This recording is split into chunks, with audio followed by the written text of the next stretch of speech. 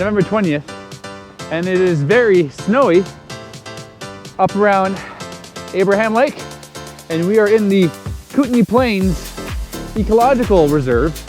Last time I was here, it was very, very busy, large crowd of people, and this time around, absolutely nobody here on the trailhead. We didn't bring snowshoes. I have some, but I don't think we need them. We do have crampons, and this trail is obviously, it'll be pretty packed down. I think it's a fairly popular winter spot.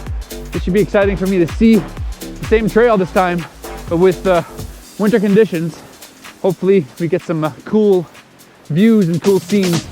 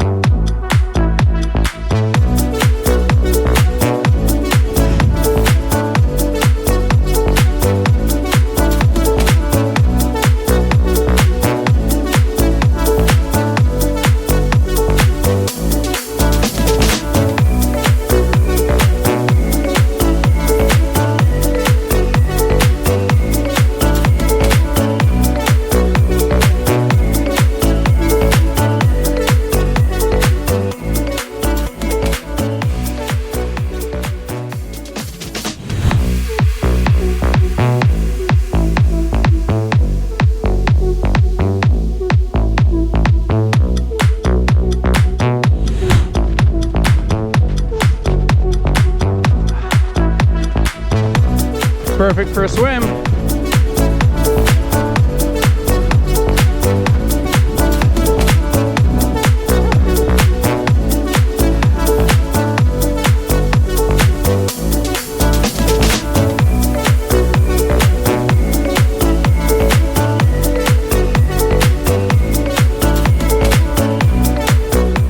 This is the second bridge here that goes across the Siffleur River, semi-frozen stream.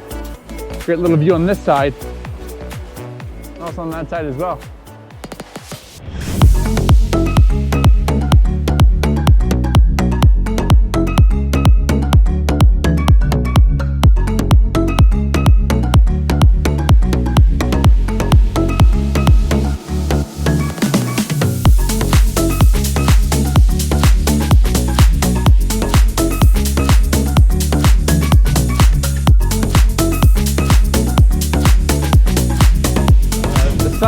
This time of year seems to be coming up from the south, not really from the east. This trail here, we have a whole row of mountains on the south side of us.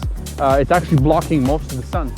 So it's daylight out, but we have yet to see the sun, even though it's like 10:30 in the morning. I think by noon, it should like lift up a bit so we can see a little bit better.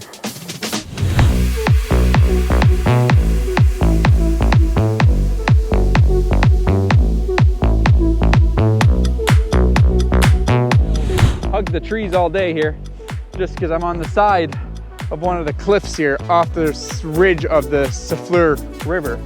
And I don't know if you guys can see down there, but it's basically not a straight drop down, but probably a good 70 degrees down.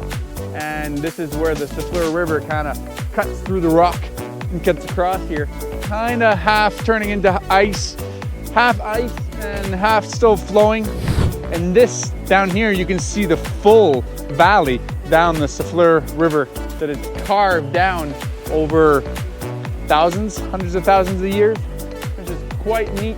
And you can see down at the bottom where it's turning into a something you'd see out of a Arctic Power commercial. Then on the other side, you also got an awesome little view here. 30,000 years ago, this valley was filled with a glacier 1 kilometer thick. As it flowed across the landscape, the glacier carved the valley into a U shape. When the glacier melted, it left behind deep layers of sediment called till. And the river that formed from the glacier's meltwater gradually carried some of the till away, forming a wide channel at the bottom of the valley. Look upstream and you can see the banks of till on either side of that channel. Once the river had washed away the glacial sediment, it began to work on the bedrock. Small gaps between the layers of rock may have been enough for the river to get started on its formation of this spectacular gorge.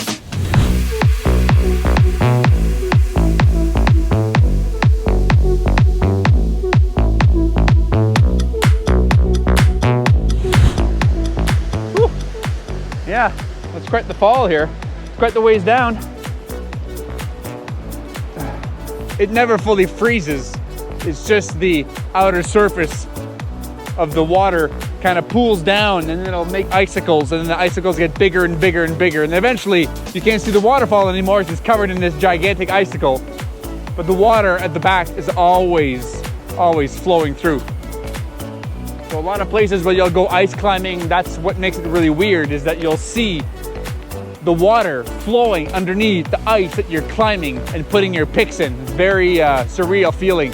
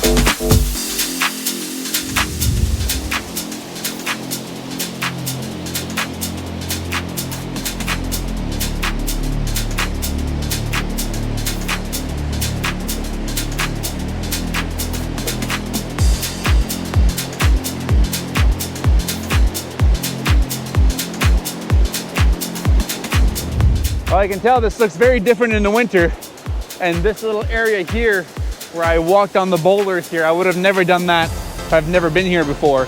But this area here is usually all dry. Pretty scenery here, all these gigantic clumps of ice formed everywhere. And this is where the first portion of the Siffleur Falls here. Last summer I was able to get right close to the falls, but right now I don't think that that's safe with the snow and ice that's here. This is about as comfortable as I'm gonna get.